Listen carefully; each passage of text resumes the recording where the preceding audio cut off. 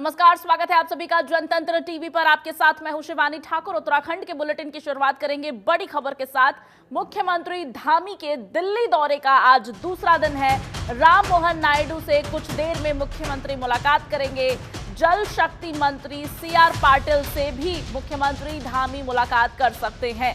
उत्तराखंड में हवाई सेवाओं को विस्तार देने पर चर्चा होगी। बांध परियोजनाओं समेत कई अन्य अहम मामलों पर भी चर्चा संभव है। तो मुख्यमंत्री पुष्कर सिंह धामी दिल्ली के दौरे पर हैं। आज उनके दिल्ली दौरे का दूसरा दिन है। उत्तराखंड में हवाई सेवाओं के विस्तार सहित बांध परियोजनाओं को लेकर कई अन्य मामले पर भी चर्चा संभव है। थोड़ी देर में धामी तमाम नेताओं से मुलाकात करेंगे। आपको बता दें कि राम मोहन नायडू से कुछ देर में मुख्यमंत्री पुष्कर सिंह धामी मुलाकात करेंगे और उत्तराखंड में हवाई सेवाओं को विस्तार देने पर चर्चा संभव है। वहीं जल शक्ति मंत्री सीआर पाटिल से भी मुलाकात कर सकते हैं मुख्यमंत्री पुष्कर सिंह धामी।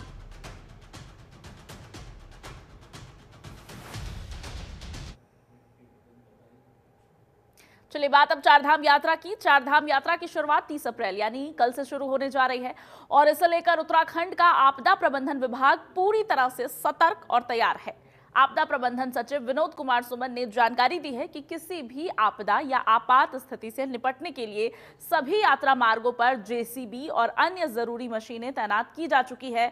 अगर कहीं भूस्खलन या रास्ता बंद होता है तो यात्रियों को ऐसे स्थानों पर रोका जाएगा जहां पानी, भोजन और शौचालय जैसी आवश्यक सुविधाएं पहले से मौजूद होगी।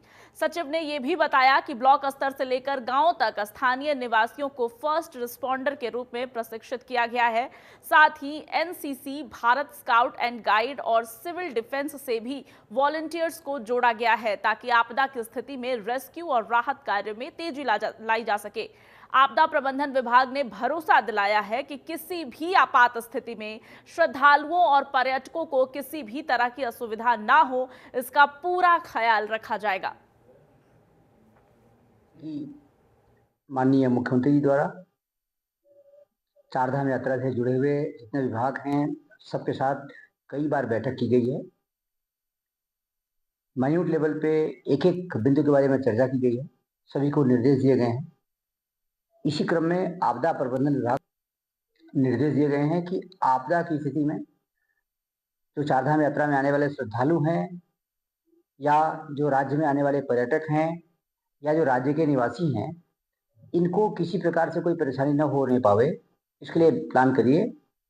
आपदा प्रबंधन विभाग ने उसी के अनुरूप प्लान बनाया है। कहीं भी जहाँ पे आपदा संभावित हैं, किस किस प्रकार की आपदाएं आती हैं, इसके बारे में जनपदों से डिटेल में बात की गई है। दिशा निर्देश निर्गत किए गए हैं। वहीं उत्तराखंड में कांग्रेस की संविधान बचाओ रैली पर अब बीजेपी ने मोर्चा खोल दिया है। प्रदेश के 19 संगठनात्मक जिलों में Bharatiya Janata party press conference करने जा रही है। देहरादून स्थित प्रदेश मुख्यालय में प्रेस कॉन्फ्रेंस की कमान खुद बीजेपी प्रदेश अध्यक्ष संभालेंगे, जबकि अन्य जिलों में भाजपा के सांसद पहुंचेंगे। वही बड़ी खबर आपको बता दे रहे हैं, माया देवी मंदिर में गूंजे जयकारे, श्रद्धालुओं में जबरदस्त उत्साह। गुजरात, महाराष्ट्र, राजस्थान और दिल्ली से आए भक्तों ने भरी आस्था की उड़ान। बड़ी जानकारी आपको दे रहे हैं, प्रशासन ने सुरक्षा और स्वास्थ्य सुविधाओं के पुख्ता इंतजाम इस दौरान किए। हरिद्वार से चारधाम यात्रा का पहला जत्था रवाना किया गया है।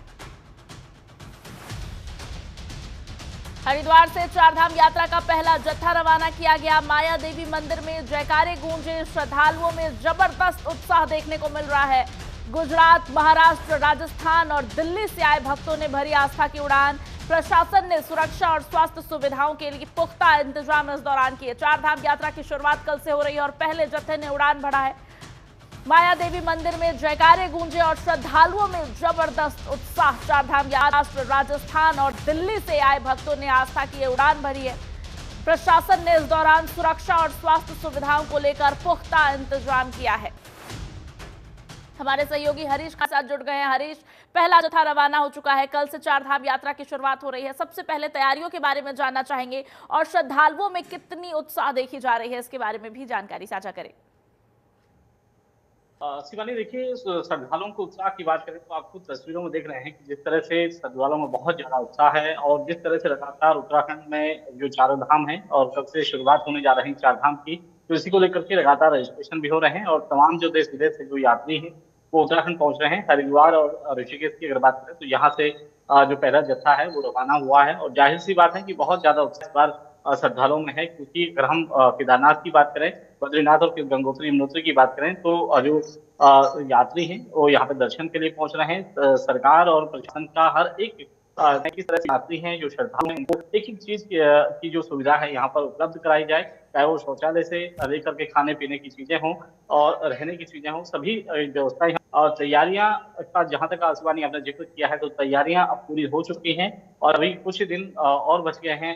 जिस तरह से केदारनाथ और बद्रीनाथ की बात करें तो कपाट खुलने में, लेकिन कल से उत्तराखंड में चारधाम की जो शुरुआत है वो हो रही है और इसी को लेकर के जो पहला जत्था है वो रवाना हुआ है हरिद्वार से। जाहिर सी बात है कि बहुत ज्यादा उत्साह है और लाखों लाख जो संख्या है वो इस समय जो आंकड़े हैं वो लगातार बढ़ रहे हैं। श्रद्धालुओं के आने के ऑनलाइन ऑफलाइन जो रजिस्ट्रेशन है वो लगातार जारी है और जिस तरह से देश के अलग अलग कोनों से जो लोग यहाँ पर पहुंच रहे हैं, बहुत ज्यादा उत्साह लोगों में है और सरकार की मंशवानी की किस तरह से लोगों को यहाँ पर हर एक सुविधा उपलब्ध कराई जाएगी। बिल्कुल हरीश, लगातार रजिस्ट्रेशन की संख्या बढ़ रही है। 21 लाख के पार चारधाम यात्रा के लिए रजिस्ट्रेशन की संख्या हो चुकी है। लेकिन हरीश देखिए, सरकार लगातार तमाम तैयारियां कर रही है, तमाम दावे किए जा रहे हैं, लेकिन उत्तराखंड की एक पहाड़ी इलाका है और यहाँ पर प्राकृतिक आपदाएं कभी भी आ सकती हैं, कोई भी विपत्ति कभी भी आन पड़ सकती है। ऐसे में ऐसी परिस्थिति को लेकर के किस तरह से पुख्ता तैयारी सरकार की है, ताकि ऐसी परिस्थितियों में लोगों को सुरक्षित स्थानों पर किस तरह से पहुंचाया जाएगा, आपदा से सरकार कितनी तैयार है?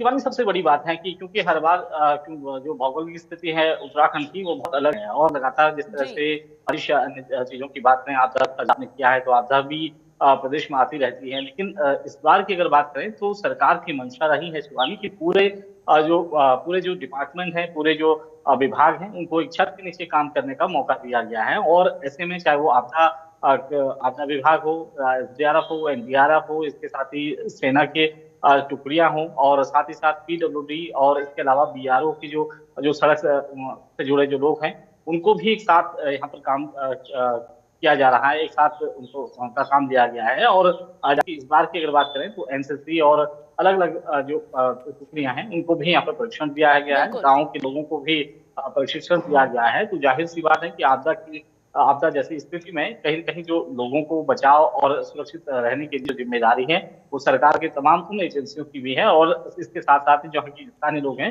उनको भी यहाँ पर ट्रेनिंग दी गई है कि किस तरह से लोगों को राहत और बचाव किया जाए। लेकिन बहरहाल तो चारधाम यात्रा की कल से शुरुआत हो रही है और तमाम परिस्थिति से, किसी भी विषम परिस्थिति से निपटने के लिए न केवल राज्य सरकार तैयार है बल्कि आपदा प्रबंधन की टीम को भी तैयार किया गया है। यहाँ पर स्थानीय लोगों को फर्स्ट रिस्पॉन्डर्स बनाया गया है और इसके लिए उन्हें भी प्रशिक्षण दिया गया है। हरीश, तमाम जानकारी साझा करने के लिए आप शुक्रिया। चलिए आगे बढ़ेंगे। हम बात कर रहे थे उत्तराखंड में कांग्रेस की संविधान बचाओ रैली को लेकर, जिस पर बीजेपी ने मोर्चा खोल दिया है। प्रदेश के 19 संगठनात्मक जिलों में भारतीय जनता पार्टी प्रेस करने जा रही है। देहरादून स्थित प्रदेश मुख्यालय में प्रेस कॉन्फ्रेंस की कमान खुद बीजेपी प्रदेश अध्यक्ष संभालेंगे, जबकि अन्य जिलों में भाजपा के सांसद, मंत्री और संगठन के प्रवक्ता मीडिया से संवाद करेंगे। बीजेपी का कांग्रेस का संविधान प्रेम सिर्फ दिखावा है। पत्रकार वार्ता के जरिए भाजपा प्रदेश भर के जनमानस को यह बताना चाहती है कि कांग्रेस ने हमेशा डॉक्टर भीमराव अंबेडकर की नीतियों का विरोध किया। बीजेपी भी कह रही है कि बाबा साहब को भारत रत्न देकर सच्चा सम्मान देने वाली पार्टी वही है, कांग्रेस नहीं। भाजपा ने कांग्रेस पर आपातकाल से लेकर संविधान की बार बार अवहेलना करने का आरोप लगाया। बीजेपी पूरे प्रदेश में कांग्रेस के कथित दोहरे चेहरे को उजागर करेगी और बाबा साहब के नाम पर राजनीतिक नौटंकी करने के आरोप भी बीजेपी लगातार कांग्रेस पर लगा रही है। देखिए, जो लोगों ने आज तक के इतिहास में संविधान को बार बार रौंदा है, कुचला है, आज वो संविधान को बचाने की बात करते हैं तो ये हास्यास्पद चीजों के अलावा और कुछ भी नहीं है।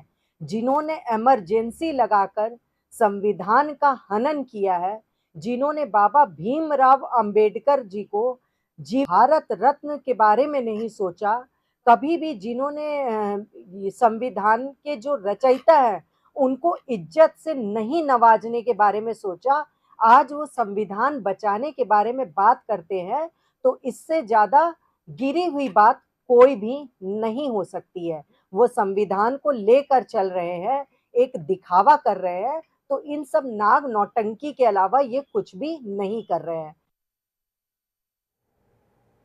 वहीं चारधाम यात्रा शुरू होने से पहले ऋषिकेश स्थित ट्रांजिट कैंप का जिलाधिकारी सविन बंसल ने निरीक्षण किया और व्यवस्थाओं का जायजा लिया। इस दौरान उन्होंने यात्रियों की सहायता के लिए बनाए गए सुविधा काउंटरों का अवलोकन किया और अधिकारियों को जरूरी दिशा निर्देश दिए।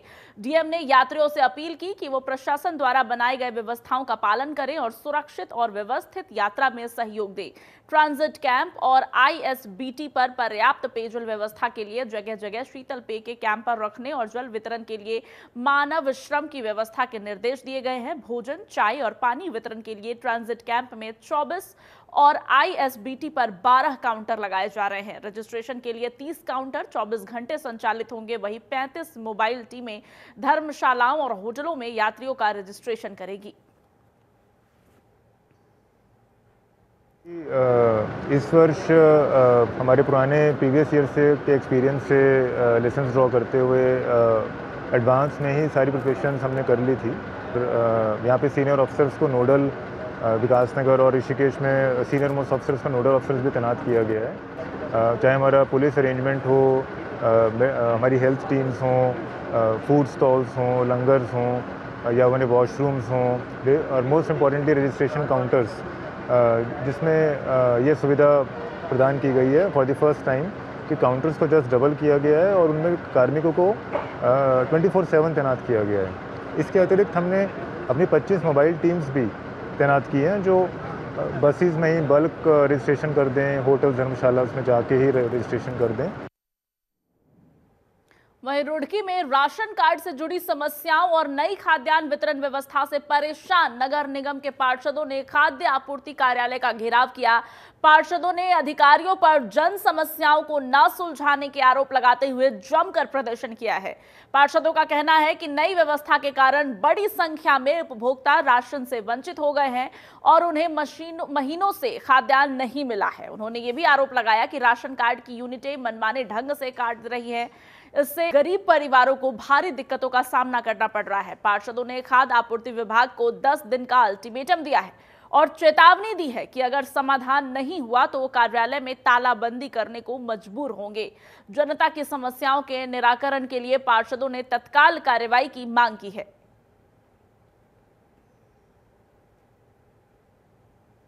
कम से कम अधिकारियों को हमने बंधक बनाया, उन्होंने हमें आश्वासन दिया, 15 दिन का उन्होंने हमें समय दिया कि वो मशीनरी भी ठीक हो जाएंगे और जो प्रॉपर वे में राशन कार्ड के जो कार्य हैं वो हो जाएंगे। कुछ ऐसा है कि यूनिट्स काट दी गई हैं, कुछ बहुत सारी यूनिट्स काट दी गई है। उन्हें करने के लिए दोबारा चढ़ाने के लिए पूरा फॉर्म भरा जाता है। पूरा फॉर्म भरने की क्या जरूरत है? पूरा फॉर्म भर उसे कहते हैं कि वो देहरादून गया है, वहाँ से यूनिट जुड़ेगी।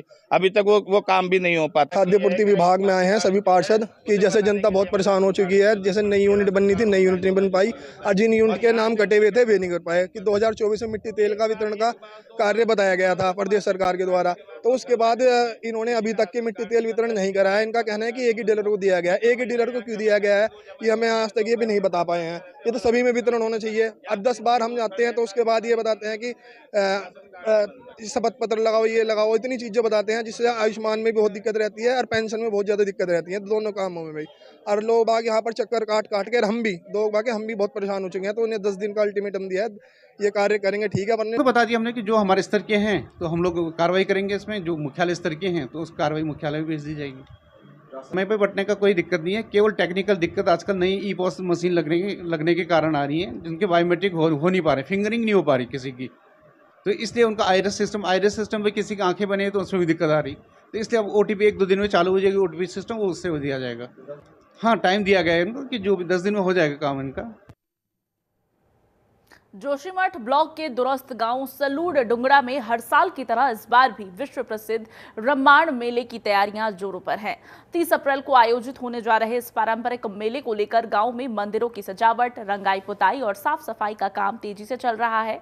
रम्माण मेला खासकर रामायण पर आधारित होता है, जिसमें 18 ताल और 18 मुकुटों के पारंपरिक नृत्य का आयोजन किया जाता है।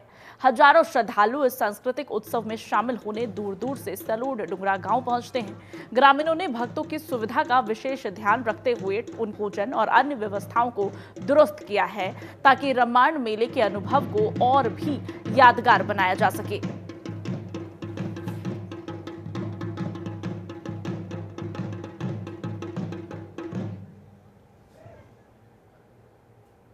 वहीं उत्तराखंड में अवैध खनन को लेकर अब विपक्ष ही नहीं सत्ता पक्ष के विधायक भी सवाल उठाने लगे हैं। पूर्व मुख्यमंत्री त्रिवेंद्र सिंह रावत के बाद अब भाजपा विधायक मुन्ना सिंह चौहान ने भी अवैध खनन पर सख्त रुख अपनाया है। विधायक खुद खनन वाले क्षेत्र में पहुंचे और खनन मिल को पकड़ा, साथ ही पुलिस को कई बार कॉल किया, लेकिन हैरानी की बात यह रही कि करीब 1 घंटे तक इंतजार करने के बावजूद भी पुलिस मौके पर नहीं पहुंची। इस घटना का वीडियो सोशल मीडिया पर वायरल हो गया, जिससे पुलिस की कार्यप्रणाली पर गंभीर सवाल खड़े हो रहे हैं। हालांकि अब चौकी प्रभारी और 2 सिपाहियों को लाइन हाजिर कर दिया गया है, लेकिन विधायक की अनदेखी को लेकर आलोचना है। भाजपा विधायक विनोद चमोली ने भी इस मुद्दे पर प्रतिक्रिया दी है और कहा है कि शासन को अब और सजग होना होगा। देखिए, शासन को देखना चाहिए, स्थानीय प्रशासन को भी देखना चाहिए कि जनता के प्रतिनिधि हैं, विधायक अगर कोई बात कहता है तो उसको गंभीरता से लिया जाना चाहिए, और यदि कोई अवैध खनन जैसा विषय वहाँ पर चल रहा है तो उसको लेकर गंभीरता बरतनी चाहिए। मैंने पहले भी कहा था कि सरकार को संज्ञान लेना चाहिए, और यदि इस प्रकार कोई हो रहा है उस पर सख्ती से निपटना चाहिए। देखिए, मुन्ना सिंह चौहान सामान्य विधायक नहीं, बहुत सीनियर विधायक हैं, 91 में विधायक रहे, उत्तर प्रदेश के सदन के भी सदस्य रहे, हमारे यहाँ भी वर्तमान में लगातार वहाँ पर सदन के सदस्य हैं, उनका भी है और अनुभव भी है। मैं समझता हूँ जो भी परिस्थितियां होंगी मुन्ना सिंह जी स्वयं निपट लेंगे, इतना मुझे उन पर विश्वास है। वहीं कांग्रेस के प्रदेश अध्यक्ष करण माहरा ने सरकार पर गंभीर आरोप लगाए हैं। उन्होंने कहा कि प्रदेश में अवैध खनन राजनीतिक संरक्षण के कारण हो रहा है। हाल ही में विकासनगर विधायक मुन्ना सिंह चौहान का एक ताजा मामला सामने आया, जिसमें वो ट्रैक्टर ट्रॉली को रोककर खड़े दिखाई दिए। उनका आरोप है कि पोकलैंड मशीनों से नदियों में खनन किया जा रहा है, जो उच्च राजनीतिक संरक्षण के साथ हो रहा है। पुलिस बल तैनात कर दिया जाता है, जो खनन करने वालों को सुरक्षा प्रदान करता है। खनन को लेकर आम आदमी में भी चर्चा है। त्रिवेंद्र रावत जी इसको 2 बार लोकसभा में उठा चुके हैं, और अब मुन्ना सिंह चौहान जी ने इस मामले को उठाया। आपको याद होगा, लगभग 1 साल हम लोग भी विकासनगर में धरने में बैठे थे, और तभी भी इस तरह की शिकायतें आ रही थी। ये शिकायतें तक है कि जो मार्ग बंद रहता है अमूमन, उससे हिमाचल की भूमि रेता खोद के उत्तराखंड लाया जा रहा है, या यहाँ का रेता दूसरी जगह भेजा जा रहा है। तो ये गंभीर विषय है, ये रेवेन्यू का लॉस भी है, हमारी नदियों का नुकसान भी है, हमारी प्रकृति का नुकसान भी है, और कहीं ना कहीं सरकार को इस पर ध्यान देने की आवश्यकता है। और मुन्ना सिंह चौहान जी को अगर खुद उतरना पड़ा, बीजेपी के विधायक बीजेपी के केस में उतर रहे हैं, तो मामला तो गंभीर है ही। देहरादून के आईएसबीटी फ्लाईओवर पर बड़ा सड़क हादसा हुआ है। एस कॉलेज की बस ने सड़क पर खड़े एक छोटा हाथी को पीछे से जोरदार टक्कर मार दी। हादसे में छोटा हाथी चालक गंभीर रूप से घायल हो गया और उसका एक पैर कट गया। बताया जा रहा है कि छोटा हाथी शराब से भरा हुआ था और टायर पंचर होने की वजह से ड्राइवर सड़क पर टायर बदल रहा था। टक्कर के बाद सड़क पर शराब की बोतलें बिखर गई और अफरा तफरी का माहौल बन गया। फिलहाल पुलिस ने मौके पर पहुंचकर मामले की जांच शुरू कर दी है।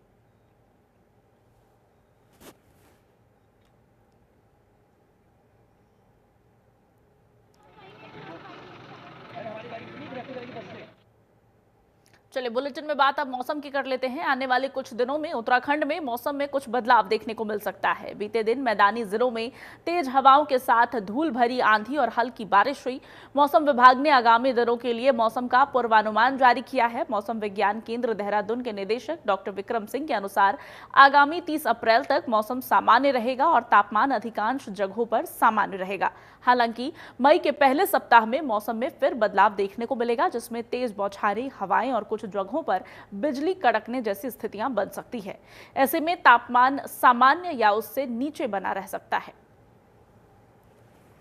दिन में थोड़ी जैसे विंड्स है वो स्ट्रॉन्ग रह सकती है, क्योंकि कन्वेक्शन की वजह से आफ्टरनून में खासकर जो है वो स्ट्रेंथन होती है, स्पेशली प्लेन्स में जो है। तो इस तरह की है, या वैली जो स्ट्रॉन्ग विंड दिन में वो दिख सकती है। जहाँ तक तापमान की बात है तो वो इस समय करीब करीब सामान्य पे है ज़्यादातर जगहों में, एक आध स्टेशन को अगर छोड़ दें। और तापमान जो आगे भी अगर मैं करूँ तो ये सामान्य या उससे भी नीचे जाएंगे। तो तापमान की अगर मैं बात करूँ तो ये अभी जो है बिल्कुल सामान्य या उससे ही नीचे रहने वाले एक वीक के लिए अगर मैं बात करता हूँ। बाकी जहाँ तक वेदर एक्टिविटी की बात है तो 1 तारीख से लग रहा है कि जो है रेन थंडरस्टॉर्म एक्टिविटी जो है वो प्रदेश में देखने को मिलेगी और वो आगे 5-6 दिन तक भी दिख रही है। तो आप ये कह सकते हैं जो पहला सप्ताह है मई का के 6 या 7 तारीख तक भी जो है तो इस रेन थंडरस्टॉर्म एक्टिविटी वो मिलने वाली है। 4 और 5 तारीख में हो सकता है ये एक्टिविटी जो है अनेक जगहों तक भी मिल जाएगी। उत्तराखंड के इस खास बुलेटिन में फिलहाल बस इतना ही। आप बने रहिए, देखते रहिए जनतंत्र टीवी।